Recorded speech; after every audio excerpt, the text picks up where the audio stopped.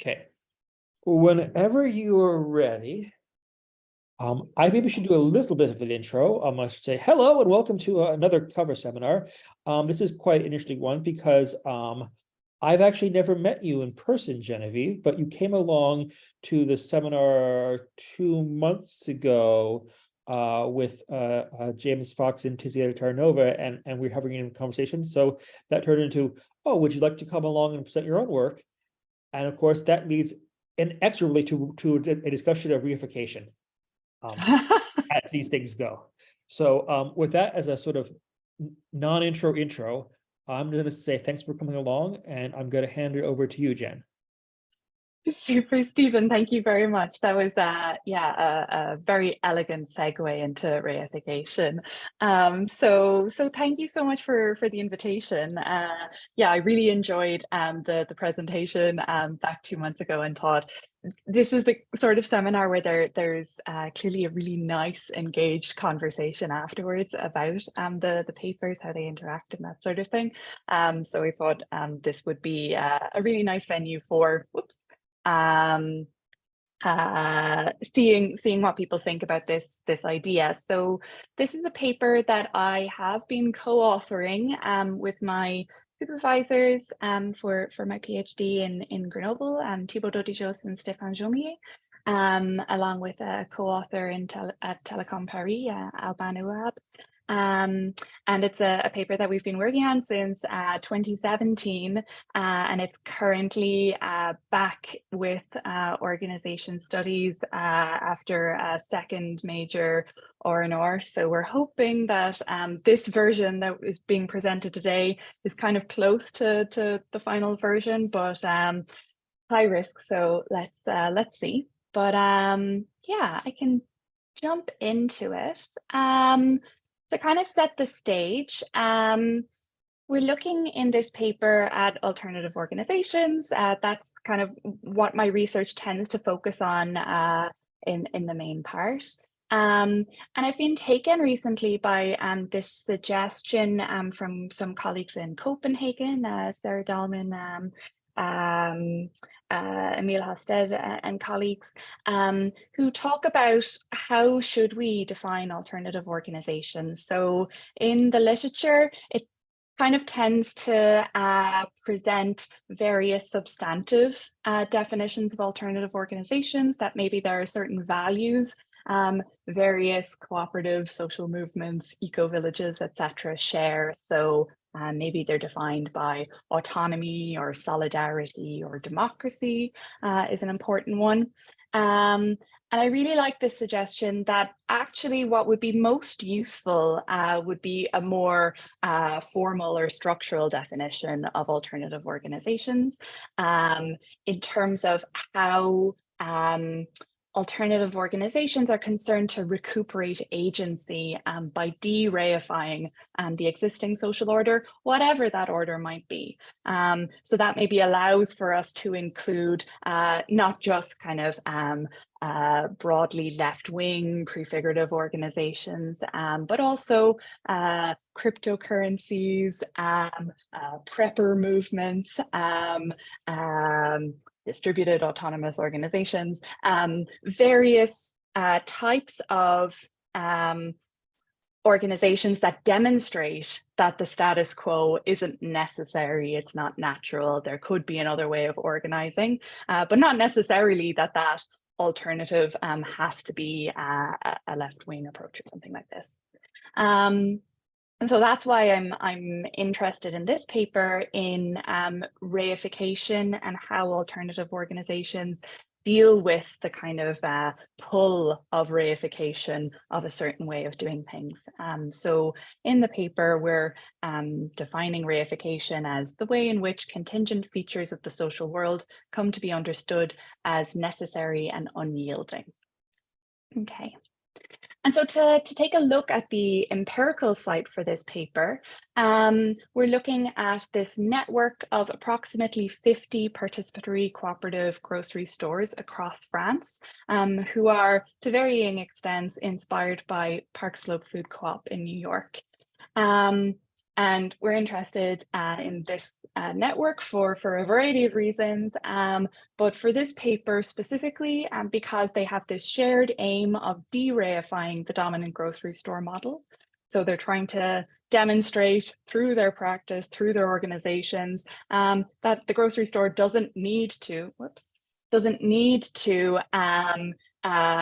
be designed around profit extraction. It can be realized based on a solidarity model. And yet we witnessed a really significant split in the network, despite this kind of alignment on their aims. And this split focused on the open source software that was developed within the network. So this was kind of our surprising finding that triggered us to pay attention to the role of software in the network. So on the one hand, we have a set of projects within the network who develop this open source enterprise resource planning software. So they recognize that the enterprise resource planning, the ERP software that you would find on the market for a mainstream grocery store, it's not really suitable for the participatory cooperative grocery store because it has a whole variety of political assumptions built into it around, promotions to optimize profit extraction. There's not much built in there for the idea that your customers are also your members, are also running the store in a day-to-day manner. An important aspect of the participatory cooperative grocery store model, for anybody unfamiliar, is that you have the store is only open to members, and those members work for approximately 3 hours per month in the grocery store. They do kind of all of the shelf stacking and the checkout. Here you can see the people behind the tills are members of the co-op. They're doing their 3-hour shift. So these are important elements of the organizational model that are not accounted for in mainstream software. And so these are reasons why they decide to invest an awful lot of energy and time and resources into developing this software, and they develop it on open source principles because they're broadly committed to kind of organizational democracy and things like this.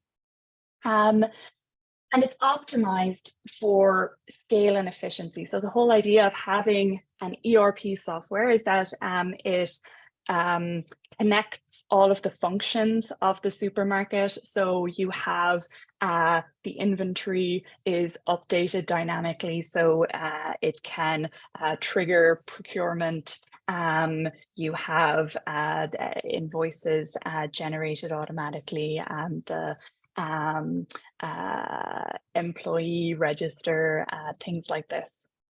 So it's all optimized to make the grocery store as efficient as possible, so that the prices offered to the members are effective, are accessible, particularly where these cooperatives, as in Paris, are located in relatively deprived areas. So it's very important to them that they be financially, economically accessible. Then on the other side, we've got a faction that emerges in response to this software and rejecting the software. And so these projects point out that, yes, the Paris Co-op is correct to recognize the politics built into mainstream ERP packages. But they highlight, well, there's also politics in this software that you, the Paris Co-op, are proposing to us all. So we're calling this proposed open source software alt ERP. And this faction quite vociferously rejects that software, highlighting how it has its own assumptions, for instance, of hierarchy between ordinary members and the employees of the cooperative, highlighting how it has certain presumptions maybe about how you connect to the legal system, how the rules need to be applied in a very rigid manner. And these other projects, other cooperatives push back on this and say, actually, we want more flexibility. And even though this is an open source software, that doesn't mean that it's effectively flexible for our needs.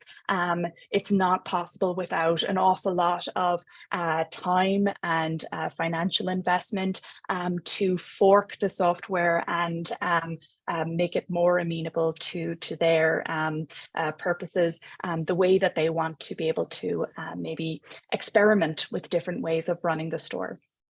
And so they instead pursue a kind of an approach of maybe modular configurations of software, and often kind of off-the-shelf mainstream software. So using things like a small point of sale device for the checkout, or writing pretty simple scripts to go on their website to deal with member management and things like this. And crucially, that those elements are not systematically integrated. So even though they're kind of mainstream softwares, they can be kind of swapped out individually, and it's easier for these organizations to maybe decide in a more bottom-up, participatory, democratic way to try out a different approach. And of course, you're not going to get the same efficiency and scale without that integration. Okay, so those are the two factions. So now we'll go back to the theory for a little bit. And oh, I see a couple of chats, so I need to double check. All good, all good. So on the theory side, thinking about the questions that this case raises for alternative organizations and this idea of dereification. So if we accept that alternative organizations should be defined by their dereification of the status quo, then shouldn't they also resist the reification of their alternative as a new status quo? And so this is maybe a question being posed by that second faction to the first that are pushing the alt-DRP. They're saying, you know, we need to maybe keep things a bit more open and not solidify or concretize a particular alternative model. And so the worry is, I guess, that when alternative organizations are successful, it seems that maybe there's a tendency, maybe an inevitable tendency, for their alternative model to become reified and thereby to lose the recuperated agency that comes with dereification. And so possible solutions are kind of posed by Dahlman and colleagues in Copenhagen. So they talk about constant reinvention. And in my paper on the Open Food Network, I kind of cash this out as the idea of revisability. So holding the mechanisms of the organization open to continual re-examination and modification. The problem with this approach is that we have a good deal of literature demonstrating that openness is constituted by corresponding closures. And so to hold certain elements of the organization open to revision, that implies that you need to close off other elements. And so the naive solution might be, okay, we'll just keep open the political elements, the elements that matter for our political aims, and we'll close off those elements that aren't politically controversial, that are maybe materially determined. So paradigmatically, the technological elements. The naive view would be that the technological elements, technological efficiency is materially determined. It's not really open to debate. And so we know from critical theory of technology, amongst other literatures, that there aren't really any apolitical, materially determined elements of social organizing. All technologies have politics written in necessarily. And so we're kind of maybe at a deadlock here. It's not clear how we could hold fixed certain organizational mechanisms to close off certain elements, while at the same time dereifying or keeping open those same mechanisms. It seems like we're going to have to make a commitment at some point on politically controversial questions. And so to theorize ways of dereifying technological design, I kind of, in the paper, review a variety of proposals. And so one approach might be kind of a purely discursive approach. So this is a way of thinking about reification and dereification that's kind of associated with Axel Honneth. And the idea here is that you simply remember, you think of reification as forgetting that alternatives are possible, forgetting that what exists isn't necessary, and therefore dereification just requires that we remember that alternatives are possible.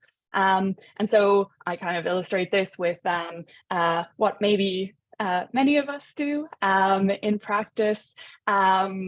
That would be, using a mainstream grocery store that optimizes for profit extraction and just keeping in our minds, well, this isn't necessary. Maybe it's not ideal. There are probably alternatives possible. I don't have the time to create that alternative right now. But I remember and I know in my heart that this isn't the way things have to be. The idea is that this is maybe ineffective because reification isn't only discursive, it also involves the materialization of an infrastructure that supports the status quo. So by going to Tesco every week and thinking in my mind, well, I'm not forgetting about the alternatives that are possible. I'm still materially supporting the reproduction of the status quo, and in certain ways that undermines the possibility of really, really believing that an alternative is possible and pursuing that alternative. On the other end of the scale, we have this approach of concretizing an alternative. So this is coming from Andrew Feenberg. And here I'm thinking of the Park Slope Food Co-op as an illustration. So we have a proposal of an alternative, a materialization of an alternative. We demonstrate to people that the Tesco approach isn't necessary because look here, we have the Park Slope Food Co-op. It's been operating on solidarity-based principles for over 40 years. So it's clear and demonstrated that this alternative is possible, that the mainstream approach isn't necessary and natural. The downside here is that we're dereifying the status quo at the cost of reifying a very specific alternative. So that was the concern that we were pointing to in the previous slide, and the concern that the second faction have about importing wholesale this Park Slope Food Co-op model into France. That you're saying because we've been doing it this way for 40 years, we've tried all of the alternatives, we've done our study, we're experts on how the system works, so this is really the only way that we can do it. Further alternatives are not possible. And then Looking a little bit further abroad for ways of avoiding reification of technological configurations. There's of course the literature on open source technology, more revisable ways of developing technological artifacts. And so kind of one stream that I see there is maybe meta design. So that would suggest that you create a type of technology that's designed from the outset to be customizable, to be flexible to the needs of the users. The problem here maybe is that it enables revisability or customizability within some pre-specified limits. And so it reifies those limits.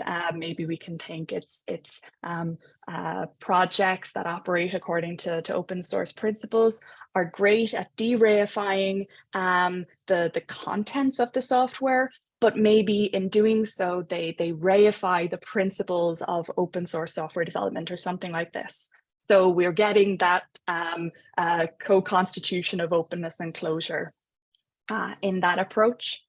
And then finally, on the other side, of course, the meta design approach, the open source approach, is illustrated in our case by that first faction, the alt ERP. On the other side, we have the resistance to alt ERP and this more modular approach. So here you're saying, well, we're able to revise the configuration of technologies. We're able to be very flexible in what elements we add or subtract. But because that system isn't integrated, it's not optimized as a complex system, it maybe precludes the development of alternative complex systems, and so reifies the existing complex systems. So maybe we say in watching these projects that are resisting alt ERP, we say, yeah, okay, that's great. It does demonstrate that there are alternative ways of doing a grocery store project, but it also demonstrates that if you want your grocery store to be financially accessible, then you really do have to use alt ERP that materializes a particular organizational model that requires employees, certain hierarchy, different checks and balances, things like this. So it's also having this reifying effect. So I feel like at this point in the paper, I reached an impasse. It seemed like there was no solution to trying to keep the technology of alternative organizations de-reified, that any option we choose is reifying some element of the existing system. And so taking a step back, maybe, I wanted to think about, well, what do we mean when we say an alternative is possible? And so this led me to thinking about maybe dispositional realism, that alternative organizations and this project of dereifying the status quo requires that we believe in some form of dispositional realism, that what's real is not just what's currently materialized, currently actualized, but rather comprises everything that's causally efficacious, including ideas, and in this case, ideas about alternatives that we could pursue. And so in trying to apply this idea to the context of the technology of alternative organizations, I draw together two different literatures. So one on sociomateriality, which talks about how abstract ideas are necessarily material, that the materiality of something is constituted by its network of relations. And so ideas, including ideas about alternatives, are material to the extent that they have these networks of relations. Of course, they differ in how material they are. Materiality becomes a scale then, the denser the network of relations, the more material and maybe the more specified the idea is. And so this brings in the literature on real utopias, beginning with Eric Olin Wright. And he talks about how these utopias are real, not because they're currently materialized, but because they're grounded in the real potentials of humanity. So again, we're seeing this dispositional realism. And he talks about how even though these various alternative ideas may have a certain reality, they're not all equally useful for dereifying the status quo. Some ideas about alternatives would be useless or physically impossible, or will have unexpected counterproductive effects. And so he has this distinction between viable alternatives and achievable alternatives. So we might think of viable alternatives in sociomaterial terms as those ideas about alternatives that are robust internally. They have they're very well specified. They have all of the connections in this idea, in this kind of blueprint for the alternative of how it would work, of what the different effects would be, how it connects to the laws of physics, various material constraints, ideas about human nature and whatnot. And so these viable alternatives could be achievable and would have their desired effect if they were implemented in the abstract in a vacuum.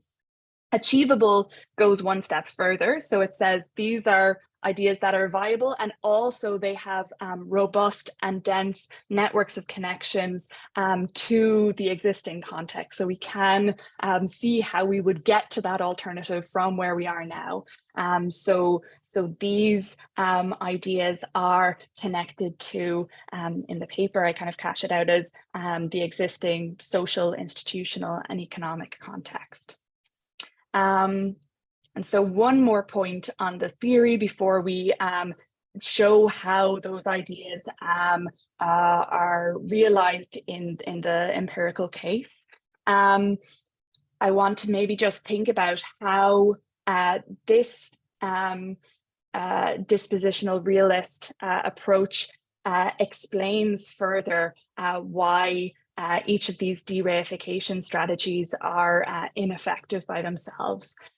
So in the first case, the purely discursive dereification, it offers the details, it offers an alternative by saying, okay, we know that the Tesco approach isn't what we want, it's not desirable. And so it's minimally specifying an alternative. It says it's not Tesco, but it's not specifying how the alternative would work. It's not demonstrating the viability of the alternative.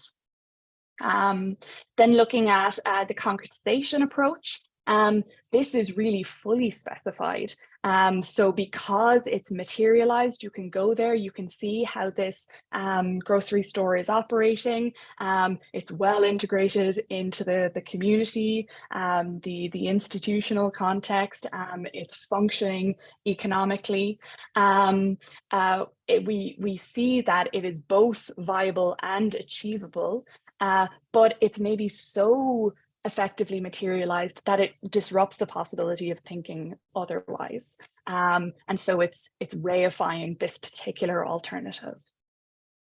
Then in terms of meta design, we could say that each alternative contributes to the density of the network of relations that materialize that standardized architecture. So even whilst exploiting the flexibility within the open source approach or the meta design approach, it's contributing to further materializing, further concretizing that kind of corridor of choice, or that architecture on the design, the technological design. And then finally, the atomistic approach.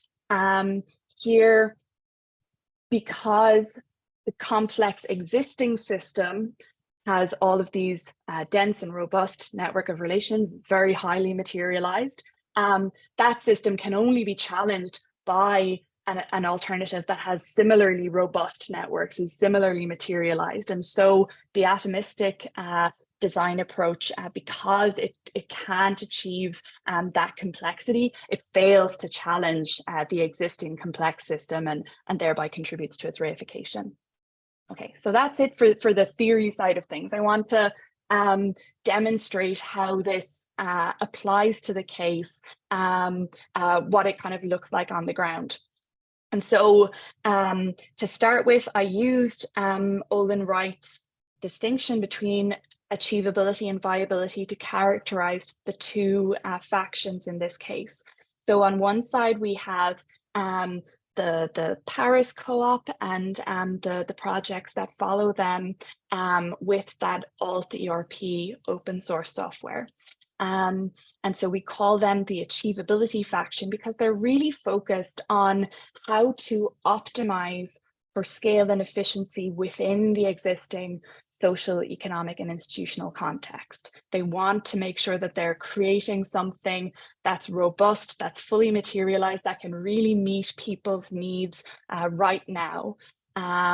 Whereas on the other side, we have the projects that are pushing back against alt ERP, that are focused more on flexibility and choice and exploring further alternatives. And so we call them the viability faction because they're less concerned with what's achievable within the existing context and more interested in developing and contributing to the production of an alternative context. So prefiguring different possible social, economic, and institutional systems. So to give a few more details on each, on the side of the achievability faction, we had some great quotations from the interviews here. For instance, one of the key members of the Paris co-op expressing skepticism regarding the possibility of alternatives beyond the existing social, institutional, and economic constraints. So he says, anybody can say that they're doing these big philosophical things, but are you really doing it? Ideas are second, reality is first. So really kind of like rejecting almost this dispositional realism, saying, you know, ideas are just ideas. What matters is what we're able to materialize in the here and now. And so in terms of the constraints that they're trying to align with and create these materialized relations with, you can think about the way that the software automates compliance with the laws. So it's very important to the achievability faction that they not be perceived to be kind of coloring outside of the lines on the law. And so they want to make sure that the software can prove, if anybody comes and asks, that only members who are fully paid up, who have done all of their shifts, are purchasing from the store, because if the co-op were to accept customers who aren't members, that would put them in kind of contravention of certain laws around unfair competition and things like this. And so they're very concerned about the potential for their alternative to be kind of dematerialized, for their network of relations to be torn apart by violating the law. And so they try to use the software to automate compliance. And this is one element that the viability faction push back against. They say, actually, if we're trying to change the law to make the law more amenable to various alternative ways of doing things. And one of the things that we're going to have to engage in is kind of prefiguring different laws, challenging the applicability of these unfair competition laws, demonstrating that there are alternative models that aren't well catered to by the existing institutional structure, for instance. So that's just one example of the ways in which these two factions kind of think about and engage with the context, in this case, the institutional context. And so I suggest, and coming towards the end here now, that for instance, the achievability faction, they're aligned with meta design in our topology here of ways of dereifying existing technologies. So they technically, all TRP is an open source software, but we also argue that in practice, they're very much resistant to widespread revision, discussion, debate around the functioning of all TRP, the types of features that it might have, the types of flexibility it might have for different projects. They tend to argue that there really isn't an alternative. It has to be this particular Paris model way of doing things. And so the all-TRP has to enforce that way of doing things. And so it tends more towards the concretization of a particular alternative.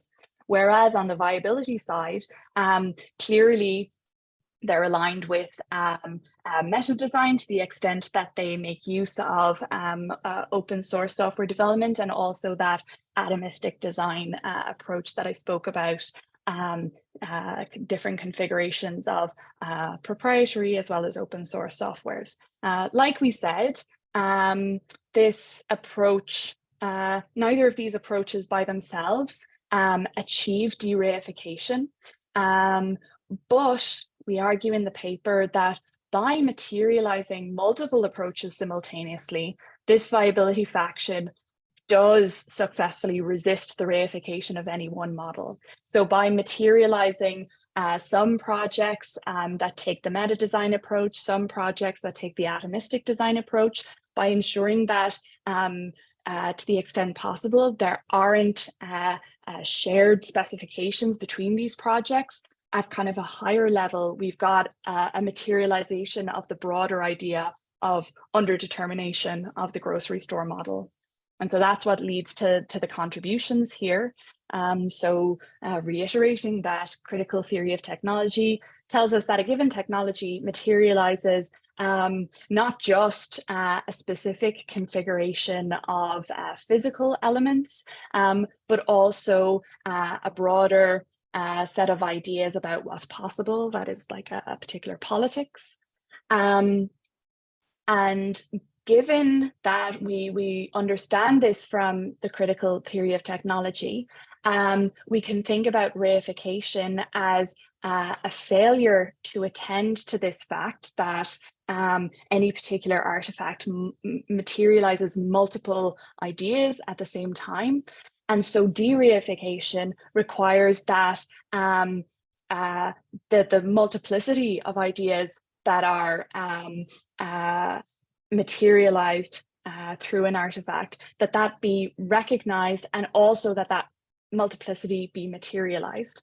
And so I propose that a given material relation materializes multiple ideas simultaneously, and the L'Oréal case, this a case of the grocery store network, illustrates two ways that a given technology can contribute to the materialization of multiple ideas through its membership of multiple relational networks. So vertical multiplicity is kind of like the nesting of ideas. Horizontal multiplicity is the way in which a technology participates in overlapping relations, overlapping kind of specifications of a technology or of an organizational model or political system, for instance. And so then materializing multiplicity requires a diversity of specification configurations, ideally such that no single specification is shared by all of the configurations. So we have we lose that green dot in the middle of the figures here, that there's nothing that's shared by all of the configurations. And I think I'm going to leave it there and say thank you very much for your attention, and hopefully we can gather some comments and an interesting discussion. Thanks very much. Clapping noise, yay! That was super interesting. I have things to ask, but I'm going to hold myself off for a second. I'm going to see if people have things they want to ask about that, which I'm sure you do. I see Peter's digital hand has gone up very quickly. Hi. Sorry. First of all, sorry for being late, and I'm definitely going to accept the revolutionary discipline that entails. We run a tight ball borrow here. I wanted to first of all say I think this work is really brilliant, and I really appreciate the ways in which you're engaging with these issues on a theoretical level, as you are conceptually, but also methodologically. And I do think that for people who haven't read your work, I think that one aspect that, if I can just sing your praises for a second, if it's all right, it's like fine. You pretty much seem to have been working with a range of people, but I mean, you're creating a very interesting ethical embedded form of, I would say, sociotechnical ethnography and research that I think is really interesting and important, in that, you know, we really do need to begin thinking about as, you know, not just, you know, I mean, yeah, in general for this. If I was going to be devil's advocate, because I really like this, and I think this is exactly, and I'm biased because, you know, it touches on a lot of work that I'm doing. I would want to, you work with Wright as a theorist here, right? And you know, Wright to a certain extent obviously is going to take a very particular Marxist line that I don't think any of us would necessarily have to fully orthodoxly share. But one aspect that I do think is important that is often missed is that he's not speaking at the level of organization. He's speaking at the level of means of production. And I think quite rightly, you've looked at this institutionally and organizationally. But I'm wondering, in a certain sense, if the work would benefit from a certain more, not just networked view, which has become its own fetishization, but actually very real, what kinds of means of production are being created, promoted, and what's the ways in which they're existing both as an alternative, resistance, and then supplanting. I think the other aspect I wanted to just raise on this, if I could, is that you talk a lot about revisability and reification. Now, as someone who works on these types of projects, and I know that you're also involved, I mean, that's fantastic, right? But there's two also points that need to be raised, which is one, the open source community is based on good practice for reducing the amount of labor that goes in. I mean, you know, there's a very kind of wonderful, almost, you know, kind of mid-1990s Finnish model of like, we're going to continually have imperfect codes so that people can make them better, and we don't have to continue to redo and reinvent things, right? So one of the things that I have seen is the fact that in practice, there's a huge amount of labor that's involved in revisability and democracy. And some of that's a very good thing. But some of it is you get people in cooperatives and using radical technologies, spending the first 3 months of a project essentially trying to reinvent a political will when they're not actually, you know, I mean, it's not a matter of reification. It's actually a matter of, you know, using global knowledge in a radical way because people learn from things. So I'm just wondering about that, because also when we're talking about things like grocery stores, one of the big parts when we're talking about users at the end is they don't want to be involved in a lot of these things. I mean, you know, one of the main reasons that these types of really serious things have failed is that, you know, users in many ways, and I mean this very honestly, and you know, some of them do, but a lot of them mostly just say, look, I want this to be a better service and good for me. And I don't want to be involved in a democratic process about, you know, where I get my avocado. So I'm just wondering on that, because obviously, like, I'm saying this as someone who's very in line with your work, ethical, political, and substantial. But I think these are issues that we need to begin thinking about. Absolutely. Super, Peter, thank you very much. Yeah, that's really, really useful and yeah, important points. Maybe I'll start with the second point first, regarding the labor involved in democratic processes generally, and more specifically this idea of revisability. I completely agree. It is inviting more work and maybe put crudely, kind of failing to take advantage of what we already know. We've already invented the wheel. Why do we need to keep reinventing it? And so I think what I want to maybe say with this paper and the kind of the thesis that it's part of is that is true, and it's also important and commendable that we have groups that are willing to invest labor, invest the finite time they have on this planet to continue to reinvent the wheel, to explore different ways of doing things, alternative, potentially more efficient routes. That's not to say that we all need to be doing revisability and maximal direct participatory democracy all the time. I think it is kind of part of a broader call for the acceptance of a diversity of tactics, strategies, of social change, and maybe it's more a call for less of the finger wagging at organizations that are doing this in a different way. So maybe that's what I would say about the labor side of things. Then, not unrelatedly, your first question about what kinds of means of production are we talking about here, if we're going to be more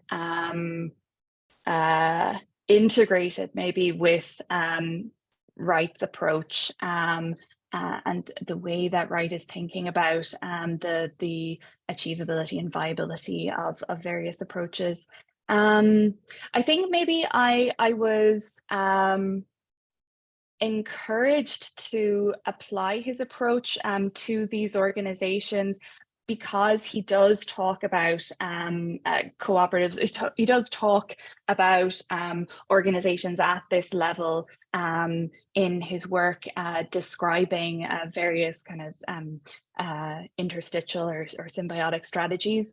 So he does seem to kind of endorse applying these ideas to the organizational level, but I completely agree that that sort of work should always be informed by thinking about how is that integrated into the wider socioeconomic system.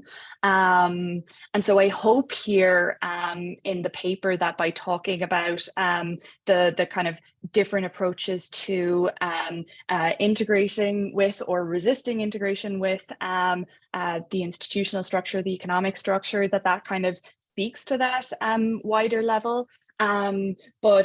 But I think that's a good point, that it would be useful for me to do more work to think about what's the mode of production, the means of production that we're talking about in this case. Yeah. No, I think it touches on that, but I mean, I did want to say that I would have everyone. I think your article is really innovative. I don't see a lot of people doing exactly what you're doing, and I think it's. And also, like I said, I think that you didn't get a chance to talk about. There's so many richness in what you're doing, so the methodology stuff is really fantastic. Like, I should just say that it's a type of activist, rigorous research that you didn't just like go into some basic case studies. Like, you really did fantastic praxis-based work. So, thank you. Oh, thank you. Thank you. That's very, very kind of you to say. Thank you.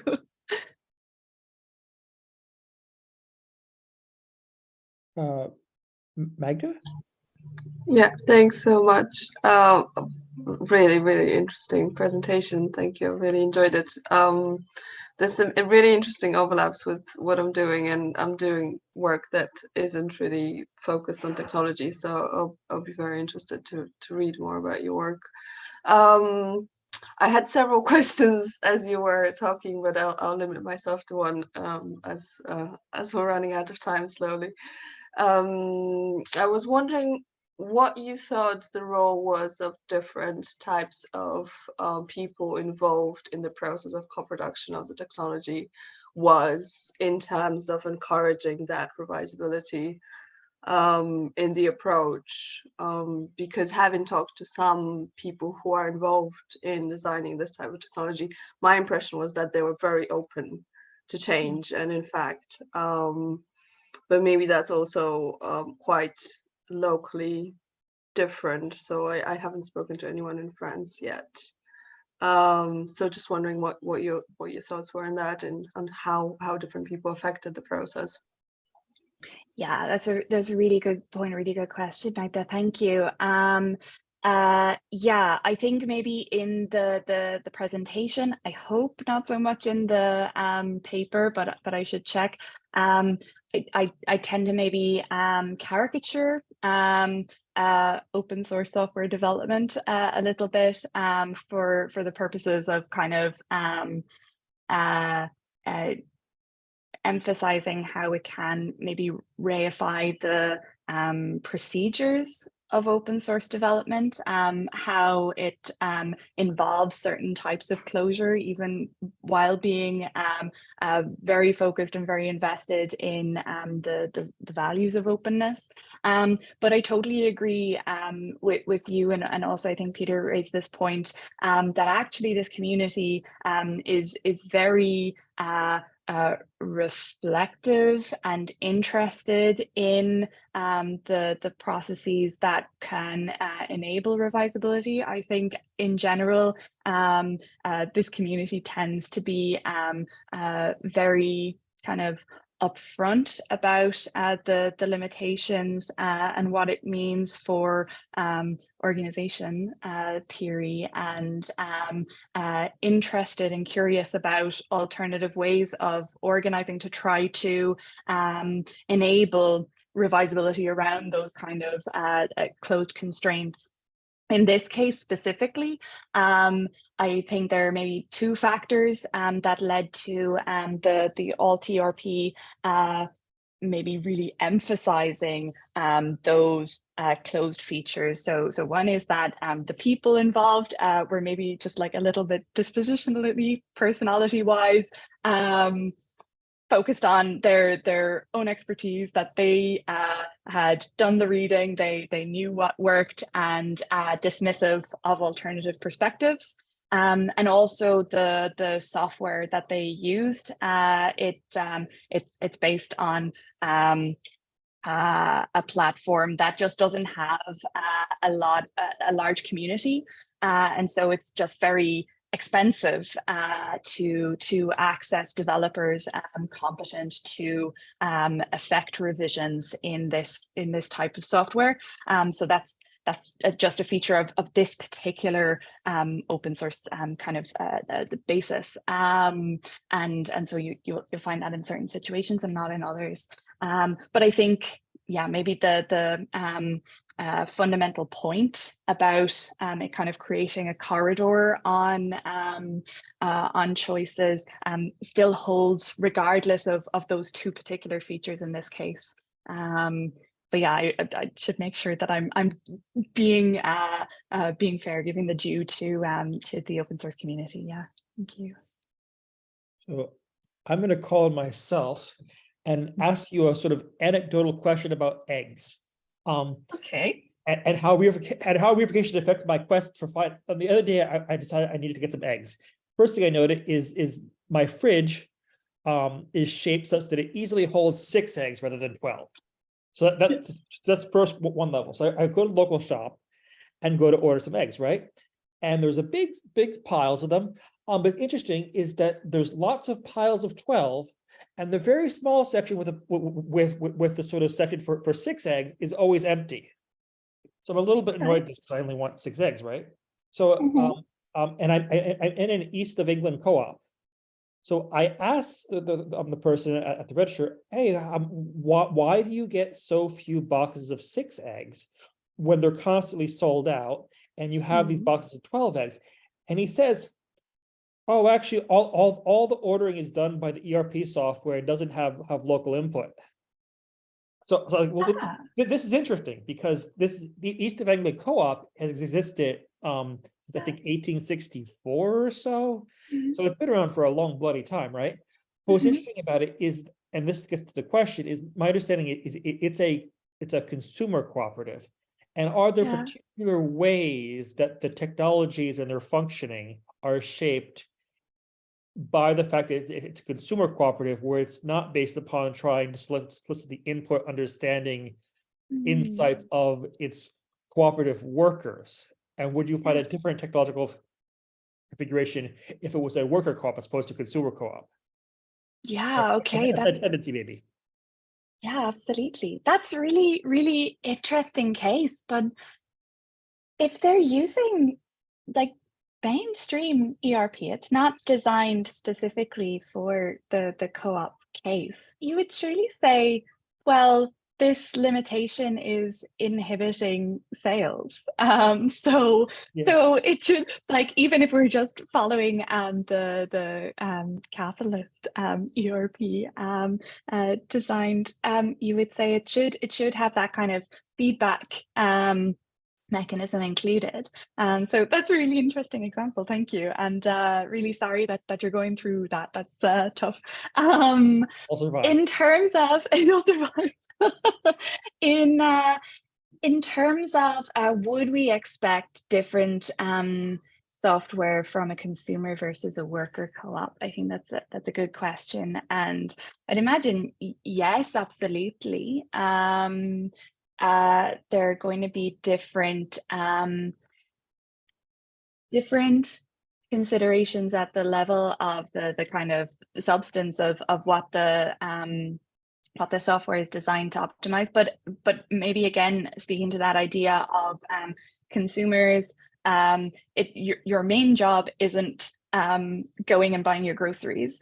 So in that situation, you maybe are less inclined to be very involved in how your grocery store operates. And so maybe you would expect, at least based on this research, that for a consumer co-op, usability and legibility and kind of ease of feedback would be prioritized in a consumer co-op over maybe more flexibility, more fine-grained ability to revise the software in a worker co-op where it's like the thing that you do every day. But that's just my guess of the cuff, and I think that's a really good question and maybe a nice route for further research. Yeah, thank you. I see that both James and Peter have their hand up, but Peter, do you have to leave? Is it? No, I can stay because George is going to the other seminar. Okay, then James, do you want to ask what you wanted to ask? Hello. Sorry, I don't have a camera on this computer, so it's just my voice. But thank you so much for that. That was really, really fascinating. I guess I've just got more of a comment. Well, just something that I thought of while you were speaking. It was a really, really fascinating talk. But I was just thinking about my like when I was doing the case study for my research at Premium Collective, this like German cola company collective thing, who are really, really cool. It's not like a software issue, so maybe it's not entirely relevant, but I was just thinking about their sort of the way they do their policies is they call it an operating system, and it's made up of their of modules, but it's not a software design thing. But like all their policies are just these little singular policies that they call modules that go into I think 4 like major categories of like ecology and like social, and they have these different categories, and they have about 50 modules that make up this thing.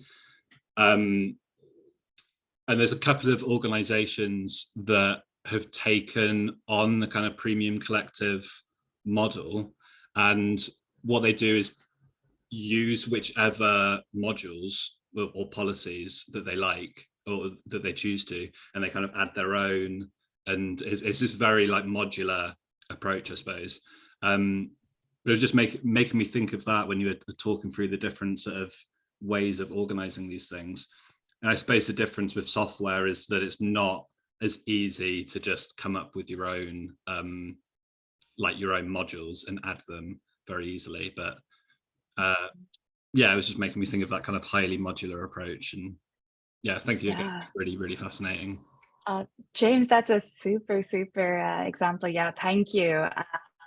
That's really, really helpful, because I think it is, yeah, almost completely analogous. And I have encountered similarly organizations that are using this kind of operating system terminology for their kind of like their list of rules and procedures, and kind of maybe taking inspiration from open source software, and they're recognizing how those principles apply to the design of organizations. And so using the kind of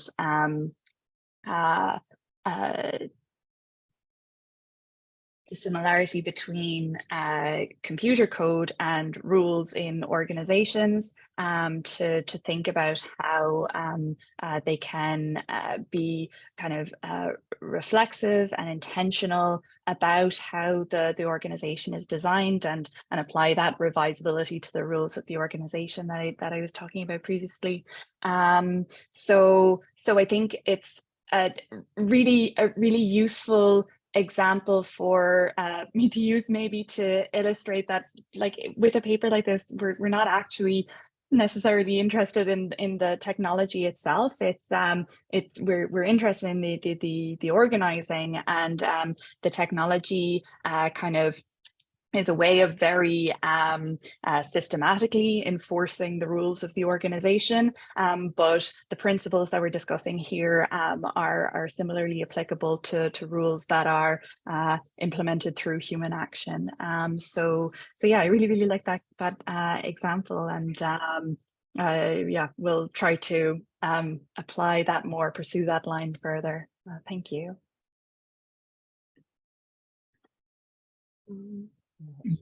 Is that an old hand or new hand, Peter?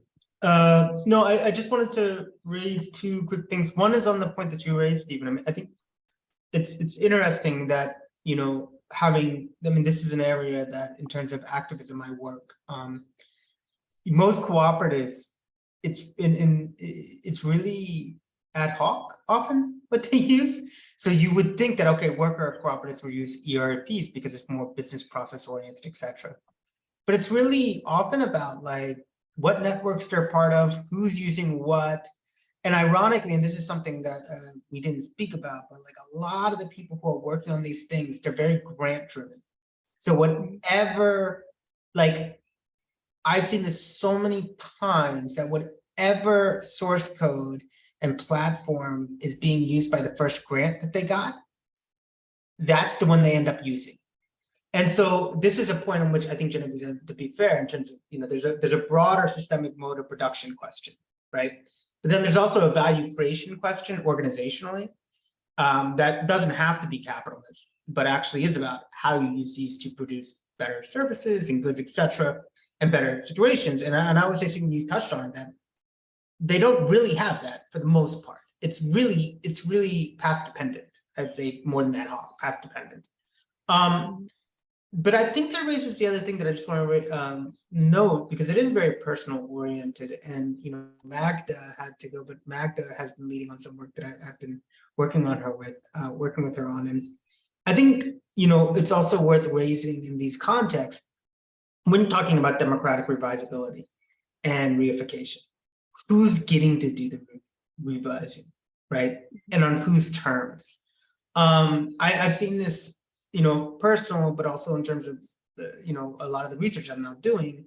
And I think Magda, just to give background, like she's been leading on a project as part of Cover that looks very specifically at radical virtual communities that are creating serious games and things for post-capitalist alternatives, and asking intersectional questions about what's their power relationships, what kinds of spaces are being created, and therefore what kinds of virtual futures are they promoting, etc. And I've seen things with like sociocracy, which is a really good example, which the fetishization of consensus, which is in a certain point revisability, and lack of reification, like in actual process decision making.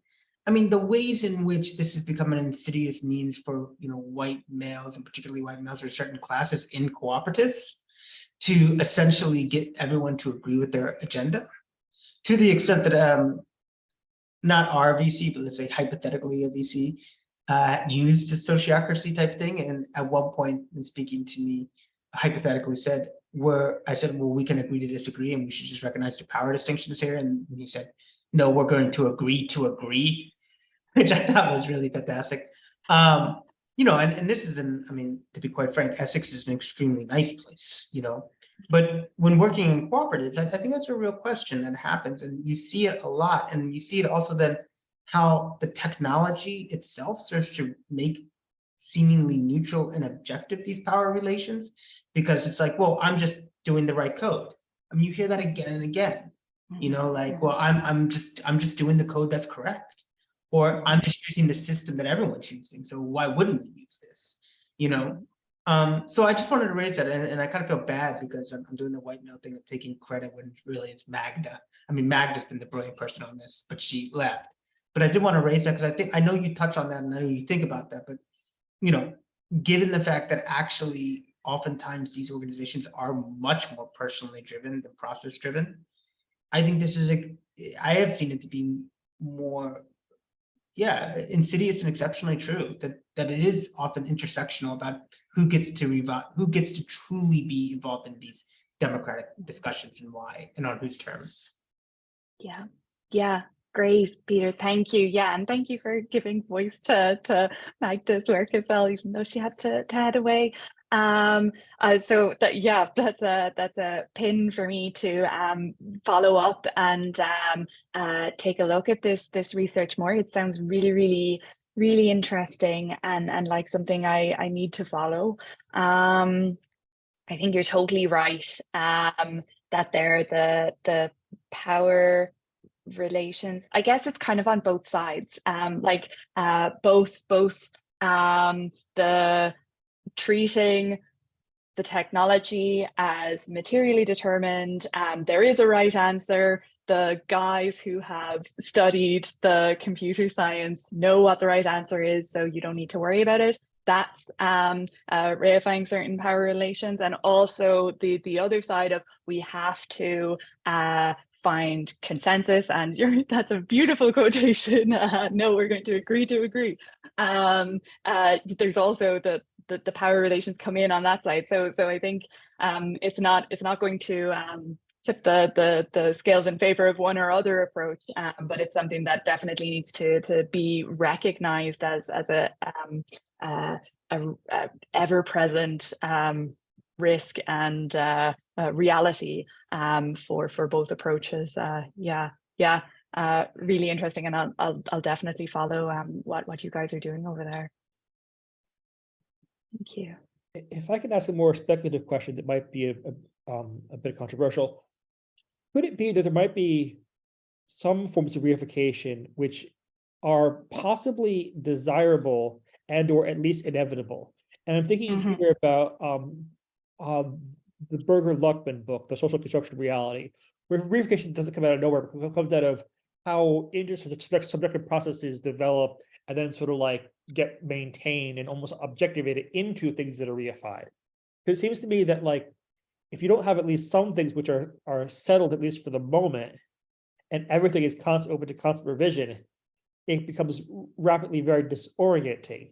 So would you almost like have a discussion about, like, what is the optimal level of reification, or is that just a weird question?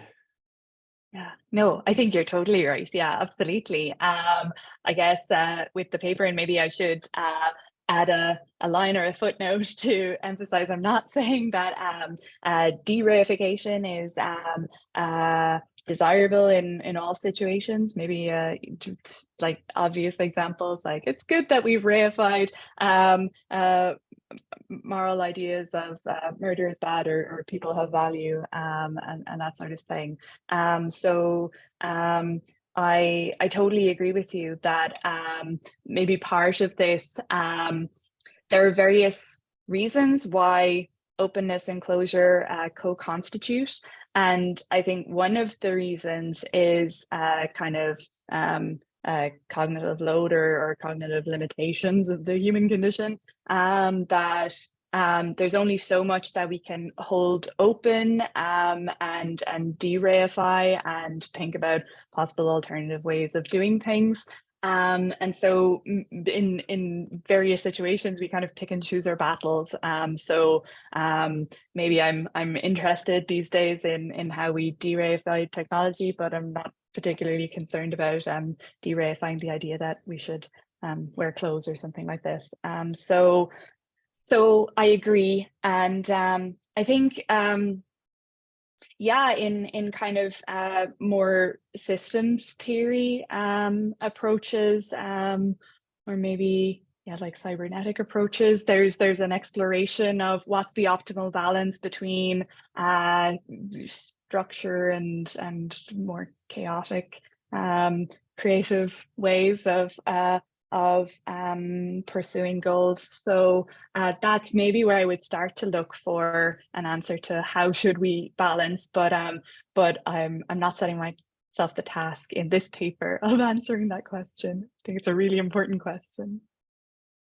I don't know, what do you guys think? Have you figured it out?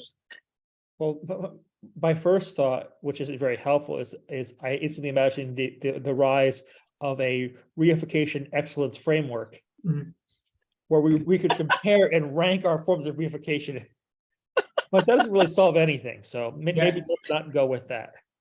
But no, it's interesting because for instance, like I was the other day, I took my son to the science museum, and we're going through the history of the radio section, the telephone section, and I'm introducing him to previous systems of communication technology, which he has no knowledge of, and explaining them, and then going, and these are the things which underpin the things that you think automatically just work, like cell phones or iPads or TVs or laptops, and having to work through, actually, before we got there, all these things happened first.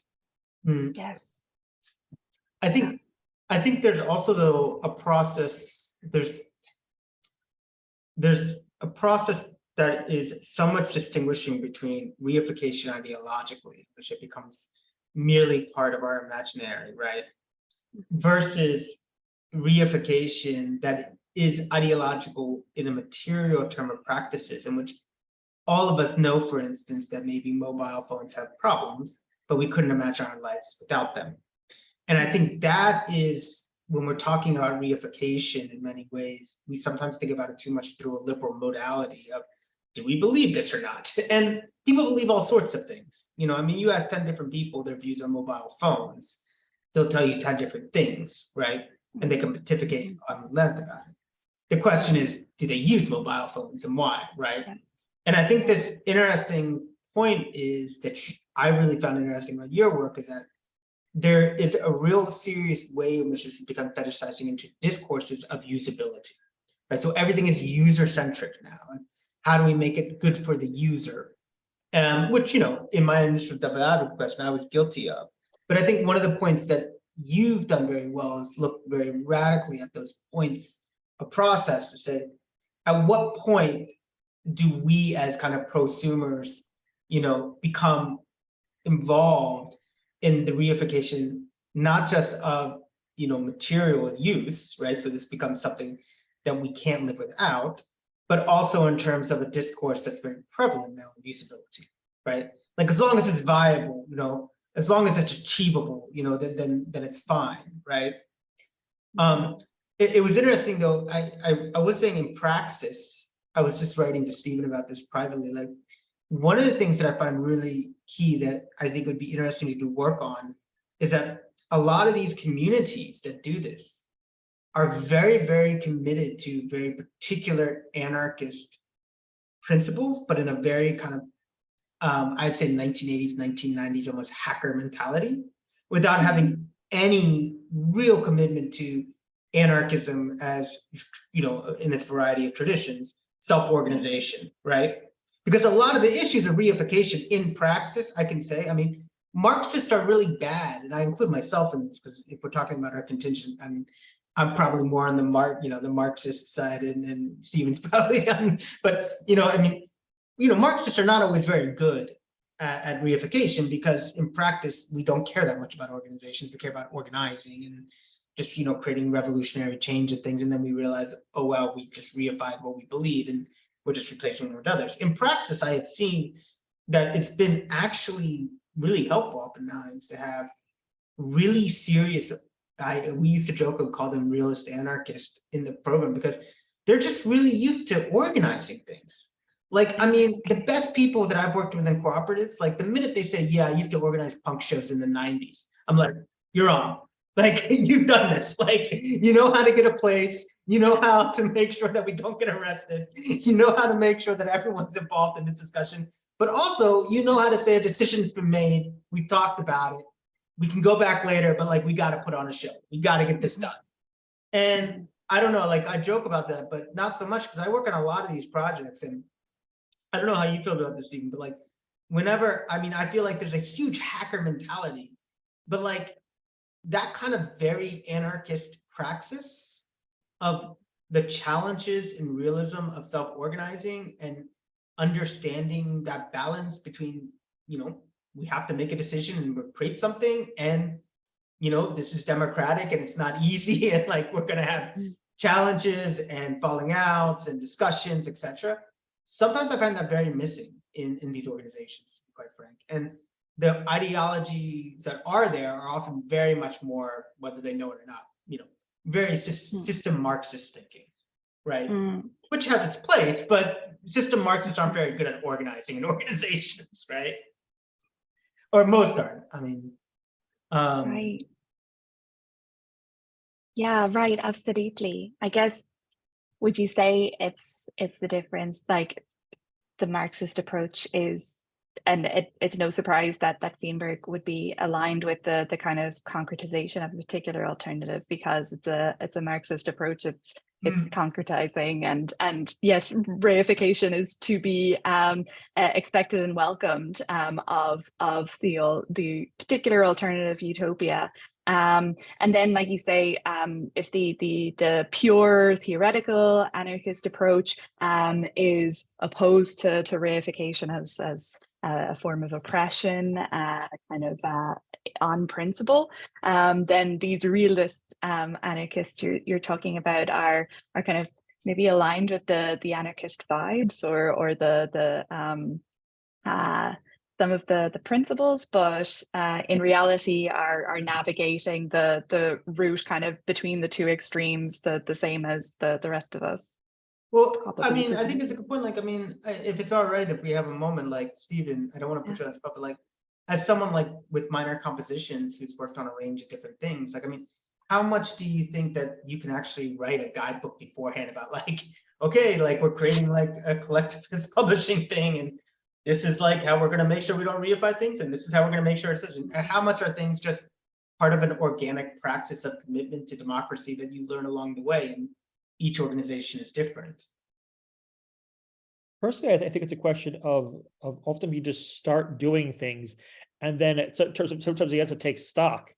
And then, I mean, it's, I guess you could go with almost like the joke version of this, which is like, go something like, all technologies that exist before you're 10 years old are inevitable. Things that get introduced between your, what is it, 10 and 35 are like new. And that's like the zone of revisability where you can think about how you engage them differently. And everything that gets introduced after you're 35 is like weird and you don't want to deal with it. So I guess it's almost a question of how you take that middle zone where you can engage with, reorient things, and how you create places where that revisability becomes possible in different ways. I mean, I can certainly think in just in terms of publishing, there's some tools which my organization has fallen into using, not necessarily because it's the best set of tools, but because it just happened to be available and easy to use and it works. Yeah. Absolutely. Yeah, that this path dependency of what networks are you drawing on, what has the best free trial, or what do the funders demand, things like this. Absolutely, I see that in this case and other empirical sites that I'm engaged with. So yeah, I'm not surprised that you would have the same experience. I had just a very slight thing, because I'm genuinely interested, and as someone who lived for 6 years in Swansea, just very quickly, and maybe we could take this offline if you don't even know, but working on this, I mean, working often in where I'm working now, right, in Southeast England, I mean, Stephen may have a different view of this, but my view is that there's pockets of traditions of, you know, cooperative societies, mutual exchange, but like in Wales, right, it was very interesting because there was a lot of, at least when I was there, kind of this attempt to do this kind of tech, but like this type of like very cooperative tech-based work, both in terms of worker cooperatives and consumer cooperatives, but also in terms of open sourcing, right?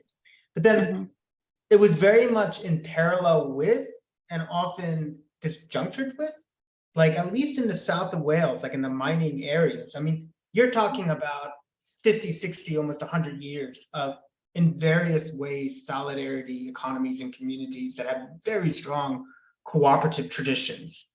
And I'm wondering, because I know you're at Cardiff now, like, I mean, I found it very difficult because I would often work on these campaigns, in like, there was a big one when I was there that I worked a lot on, was making sure that the hospitals in the mining towns didn't shut, right? And also then I was working a lot with open source communities and anarchist things there. And it was interesting because you had these two things happening and they just never spoke. They had no connection with each other, no relation. And I'm wondering, in terms of revisability and non-reification and stuff, I'm like, do you find being in Cardiff now that that's changed? If not, what are ways that you actually, you know, instead of thinking about technology networks, start thinking about actual historical cooperative networks, so that they're learning from each other and learning from each other's things? Because, you know, you're talking about places in Swansea, for instance, that were like huge open source tech places that were doing really radical things, that were 15-minute car rides from mining communities that, you know, had some of the oldest cooperative and solidarity economies in the world. And they just didn't speak to each other. They had no relationship with each other. Right. So I don't know, I know it's busy, but if you have a more, I'd be interested, because I haven't worked in the Welsh political context or radical context in quite a while. Yeah, and so that's really, really interesting. And I don't have much to offer in terms of familiarity with the Welsh context yet. I feel like I've only just arrived and trying to get a handle on things, and also because I'm based most of the week in London, I don't I'm not integrated with the community. So I know that Cardiff and Carb specifically are very focused and invested in working with the solidarity economy there. But in terms of kind of direct engagement with these types of groups, my engagement is in London. So I'm learning from you what the Welsh context is like, and yeah, that's really interesting. Then we're really in trouble learning from anything from. So no, thank you very much. That's fantastic. Cool. On that note, I'm going to thank Genevieve and bring the formal session to an end. We can keep chatting if we want, though, of course. But thank you for coming along. Thank you so much. Thank you. This has been a really, really useful conversation for me. So thanks to everybody for being here and chatting and giving feedback. It's been really lovely. So thank you.